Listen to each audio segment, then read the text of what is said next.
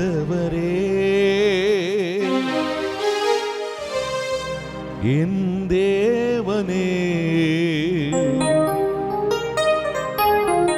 உமக்கே ஆராதனை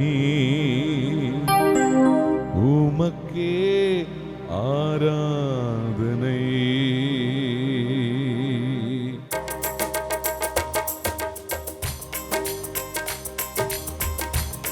கைகளை தட்டி பாடுவோம்.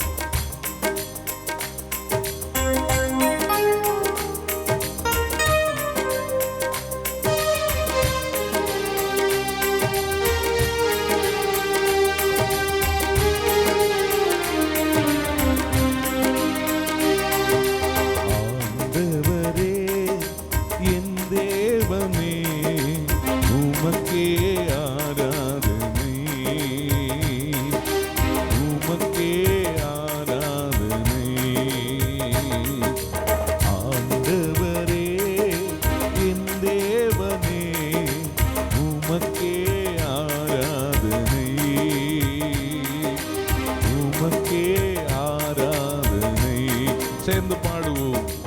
ஆண்டவரே என் தேவனே உமக்கே ஆராதனை உமக்கே ஆராதனை.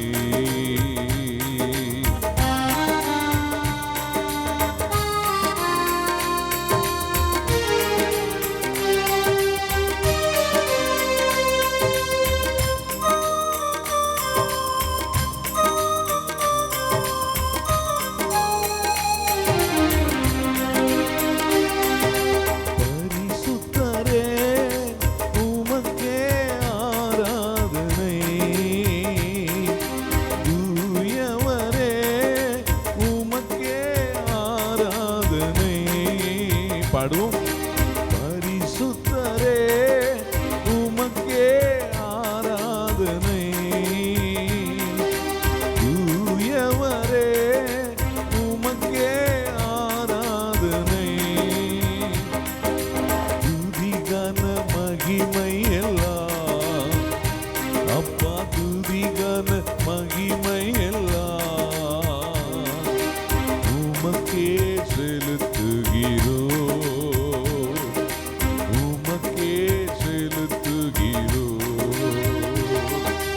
ஆண்டவரே என் தேவனே உமக்கே ஆராதனை உமக்கே ஆராதனை.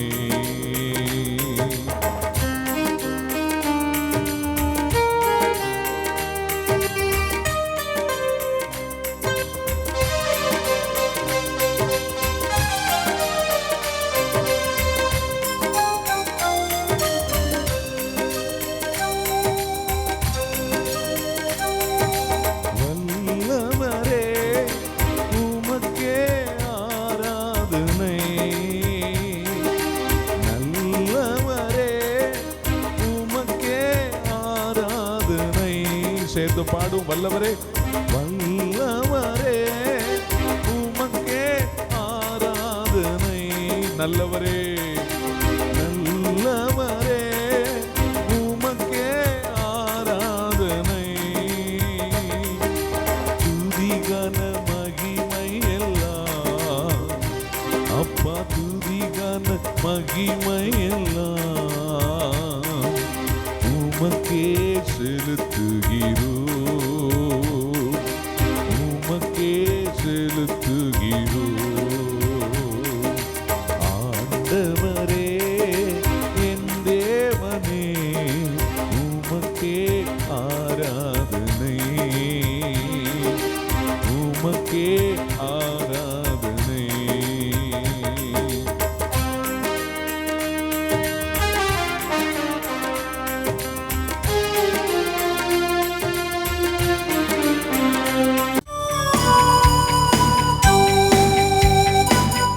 அன்பின் உள்ளங்களே, ஏழையின் உள்ளத்தோர் பேறு பெற்றோர், ஏன்னா அவர்களுக்குத்தான் விண்ணரசுல இடம் இருக்கு அப்படின்னு சொல்லி இன்னைக்கு நாம படிச்ச நற்செய்திக்கான வாழ்த்தொலி சொல்லுகிறது. அதாவது ஏழையின் உள்ளம் அப்படின்னா என்ன? ஏழை ஏழை அப்படின்னு சொல்லுகிற வேளையில அவன்கிட்ட எல்லாமே பற்றாக்குறையாக இருக்கும். பற்றாக்குறையாக இருக்கிற பொழுது அவனுக்குள்ள ஒரு தேவை இருக்கும். உதாரணத்துக்கு, காலை வேளையில அவன் சாப்பிட உட்காருகிற வேளையில் அவனுடைய வயிற்றுல நிறைய இடம் இருக்கும். ஆனா சாப்பிடுவதற்கு கொஞ்சம் தான் உணவும் இருக்கும். அப்போ அவனுடைய வயிறு நிரம்பணும் அப்படின்னு சொன்னா அவன் என்ன பண்ணிக்கணும்? அவன் கிட்ட இருக்கக்கூடிய அந்த உணவை உண்ணணும். போதாமல் இருக்கிற வேளையில அவன் போய் கரங்களை ஏந்தணும் அடுத்தவர்கள் கிட்ட. ஏழையின் உள்ளம் அப்படின்னு சொன்னா நம்ம கிட்ட ஆண்டவர் கொடுத்திருக்கக்கூடிய திறமைகள் இருக்கு இல்லையா, அதை பயன்படுத்திக்கணும். பற்றாமல் இருக்கக்கூடிய திறமைகளுக்கு ஆண்டவர்கிட்ட போய் நாம் கரங்களை ஏந்தணும். இதை நான் தப்பா சொல்லல, இதனுடைய ஆழமான அர்த்தத்தை புரிந்து கொள்ளும்படியாக உங்களை நான் கேட்கிறேன். அதாவது ஏழையின் உள்ளம் அப்படின்னு சொல்லுவது ஏதோ அகந்தையோடு வாழக்கூடிய உள்ளம் கிடையாது. ஆண்டவரை நோக்கி தேடுகின்ற உள்ளமாகும். ஆண்டவரை நோக்கி கரங்களை உயர்த்துகின்ற உள்ளமாகும். சங்கீதம் 47 சொல்லுகிறது, ஆண்டவரிடம் இருந்து ஆசிரை பெற்றுக்கொள்ளணும் அப்படின்னு சொன்னா நாம் அவரை நோக்கி கரங்களை ஏறெடுக்கணும். கரங்களை ஏறெடுக்கின்ற பொழுது அது சாதாரண நிலையில், ஏழை என்கின்ற நிலையில் இருக்கக்கூடிய ஒருவனுடைய அடையாளமாகும். அந்த அடையாளம் ஆண்டவரை நம்பியே இருக்கிறேன் என்பதை வெளிப்படுத்துவதாகும். ஆண்டவரை நான் நம்பியே இருக்கிறேன் என்று சொல்லி வாழக்கூடிய வாழ்க்கை இருக்கிறதே, அதுதான் ஏழை உள்ளத்தின் வாழ்க்கையாகும். அந்த உள்ளத்தின் வாழ்க்கை நம்மை சாதாரண நிலைக்கு வைத்துக் கொள்ளாது, விண்ணரசின் ஆசிரை பெற்றுக்கொள்வதற்கே உயர்த்திவிடும். இன்னைக்கு நற்செய்தியில இயேசு ஆண்டவர் இந்த காணிக்கை பெட்டி அருகில் உட்கார்ந்துகிட்டு இருக்கிறார். அங்க பார்க்கிறார், எல்லாருமே கொண்டு வந்து காணிக்கை போடுறாங்க. ஆனால் அங்க ஒரு சாதாரண ஏழை கைம்பெண், அவள் வந்து தன்கிட்ட இருந்த ஏதோ ஒரு 2 ரூபாய் அப்படின்னு வச்சுக்கோங்களேன், அதை அங்க போட்டுட்டு போறா. அப்போ இயேசு ஆண்டவர் சொல்றார், மற்றவங்க எல்லாரையும் விட இவள் தான் அதிகம் போட்டாள். ஏன்னா அவள்கிட்ட அவ்வளவுதான் இருந்துச்சு. மற்றவங்க எல்லாம் தங்க கிட்ட இருந்ததுல அதிகமாக கூட போட்டிருப்பாங்க. ஆனா அவங்க தங்க கிட்ட இருந்ததுல இருந்து கொடுத்தாங்க. ஆனா இவள் தன்கிட்ட இருந்த பூராத்தையும் கொண்டு வந்து போட்டுட்டு கடவுளே அப்படின்னு கையேந்தி நிற்கிறாள். அந்த உள்ளம்தான் ஆசீர் பெற்றது அப்படின்னு தெய்வம் சொல்லுகிறார். எப்பேற்பட்ட ஆசீர்வாதங்களோடு நாம் வாழ்ந்தாலும் ஆண்டவரை நாம் மறவாது வாழ்வோம். ஆண்டவரை மறவாது எல்லா வேளையிலும் அவரை நோக்கி கரங்களை உயர்த்தியவர்களாக, ஆண்டவரே எங்களை ஆசீர்வதிங்க அப்படின்னு சொல்லி நாம் கேட்டு வாழ்வோமாக இருந்தால் அந்த வாழ்க்கை ஏழை உள்ளத்தின் வாழ்க்கையாகும். அதை ஆண்டவர் ஆசீர்வதிப்பார். அந்த ஆசீரை பெற்றுக்கொள்ளுகிற தருணம் மகிழ்வின் சிகரங்களை உயரங்களாக தொட்டு கொள்ளும். ஆமென். எசையா தீர்க்கதரிசியின் புஸ்தகம் 48ஆம் அதிகாரத்திலே 22வது வசனத்தை நீங்கள் வாசிக்கலாம். சபை உரையாளர் 8ஆம் அதிகாரம் 11வது வசனம் வாசிக்கிறீங்களாப்பா? 11 படிங்க. மக்கள் தீமை செய்ய துணிவது ஏன்? தீமை செய்வோருக்கு விரைவிலேயே தண்டனை அளிக்காததுதான் இதற்கு காரணம். Praise the Lord. சொல்லுங்க அல்லேலூயா. நல்ல கவனிங்க. பாவம் உன்னை அடுத்து எங்க கொண்டு போகும் தெரியுமா? மன அமைதியை கெடுக்குது. மன அமைதியை கெடுத்த உடனே என்ன செய்யுது? இந்த மன அமைதி போன எல்லாரும் பாருங்க, செய்த பாவத்தை விட 100 மடங்கு பாவம் செய்ய துணிவாயிருந்தாங்க. அல்லேலூயா. மனசு சரியில்லைன்னு சொல்லிட்டு குடிக்க போறான். அப்படிதானே? உங்க வீட்டுக்காரர் கேட்டா என்ன சொல்லுங்க? ஏங்க குடிக்கீங்க? நான் இல்லையா? ஏண்டி உன்னையே தாண்டி, உன்னை என்னைக்கு கட்டணும் அன்னைக்கே எல்லாம் போச்சுடி. Praise the Lord. சொல்லுங்க அல்லேலூயா. ஒவ்வொருத்தரும் ஒரு கதை வச்சிருப்பான். அல்லேலூயா. இந்த குடி பழக்கம், போதை பொருள், இதுக்கெல்லாம் அடிமையான எல்லாரும் பாருங்க, எங்கேயோ மறைஞ்சிக்கிறதுக்காக அவன் எடுத்துக்கிற ஒரு பகுதி தான் இந்த போதை பொருள். Praise the Lord. சொல்லுங்க அல்லேலூயா. இப்ப பாருங்க, பைபிள் சொல்லுகிறது, இந்த வசனத்தை நல்லா கவனிங்க, ஒரு துணிகரமான பாவத்தை செய்ய உன்னை அது அழைத்து செல்கிறது. Praise the Lord. சத்தமா சொல்லுங்க அல்லேலூயா. எதுக்கு போகுது? துணிகரமான செயல். அக்கிரமம் செஞ்சிட்டோம், அநியாயம் பண்ணிட்டோம், உள்ள அமைதி இழந்துட்டான். அமைதி இழந்தவன என்ன ஆயிரு தெரியுமா? ஒரு மனசுல ஒரு பெரிய தெம்பு வந்துருது. நாம செஞ்ச பாவத்துக்கு, நாம செஞ்ச அக்கிரமம், அநியாயம் இதெல்லாத்தையும் வைத்துக்கொண்டு தில்லா நடக்க ஆரம்பிக்கிறான். துணிகரமான பாவத்துக்குள்ள போறான். Praise the Lord. சொல்லுங்க அல்லேலூயா. பாவத்துக்குரிய நிம்மதியே அவன் இழந்தாலும் அவன் எப்படி மாறினான்னா, நம்ம இதை விட கொடுமையானவனாக மாற வேண்டும் என்ற ஒரு முடிவுக்கு வர்றான். நீங்க வேதத்தை திறந்து நல்லா வாசித்து பாருங்க. ஆண்டவர் இந்த பகுதியை நமக்கு காண்பிக்கும் பொழுது நான் வேகமாக உங்களுக்காக ஒரு பகுதியை எடுத்துக்கொள்கிறேன். நீங்க நல்லா கவனிச்சு பாருங்க. இந்த பகுதியை பாருங்க தயவு செய்து. தொடக்க நூல் 39ஆம் அதிகாரம். தொடக்க நூல் 39ஆம் அதிகாரத்திலே நீங்க நல்லா கவனிங்க. இந்த வார்த்தையை தயவு செய்து எடுத்து வாசியுங்கள். 7வது வசனம். சில நாள் சென்ற பின் யோசேப்பின் மீது கண் வைத்திருந்த அந்த தலைவனின் மனைவி அவரிடம் என்னோடு படு என்றாள். அவர் அதற்கு இணங்க மறுத்து தம் தலைவரின் மனைவியை நோக்கி அவர் சொல்றாரு, அம்மா வாமா, இந்த வீட்டில் எல்லாத்துக்கும் எனக்கு உரிமை இருக்கு, ஆனா உன் மேல எனக்கு என்ன கிடையாது, உரிமை கிடையாது. உன் மேல எனக்கு உரிமை கிடையாது. என் எஜமானுக்கு நான் உண்மையா இருக்கணும்னு சொல்லி யோசேப்பு அவளை விட்டு விலகியே போறான்.